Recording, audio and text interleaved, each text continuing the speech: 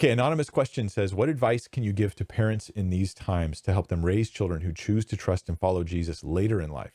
Can you do a biblical parenting series, short or long? I cannot do that. I don't have the capacity for it. I've many years as a youth pastor. I'm not a parent, so I wouldn't pretend to.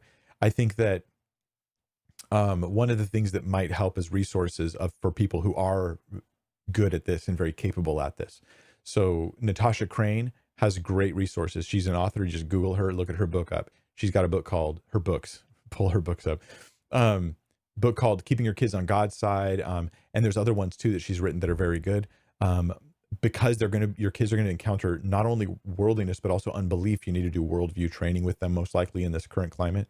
And so I will point you to other resources for that. So foundationworldview.com is a website where a lady named Elizabeth Urbanowicz is using very, very thoughtful and careful teaching techniques and good,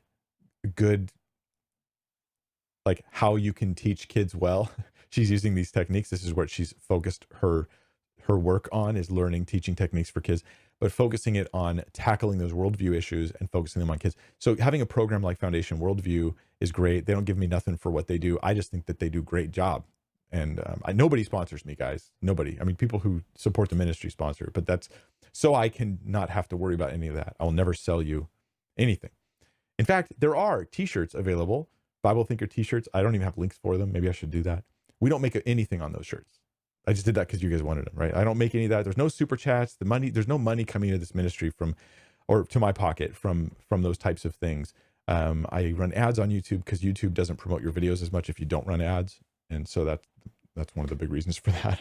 I don't want to not reach people, but anyway, I'm getting sidetracked, forgive me, but the foundationworldview.com is another one. Mama Bear Apologetics seems like they have really good resources. That's another thing to Google, Mama Bear Apologetics. I think that one thing a parent would be healthy for parents, okay, speaking as like a youth pastor here for many years, would be to recognize that the responsibility for discipling your kids is not primarily the local church, but it's primarily you.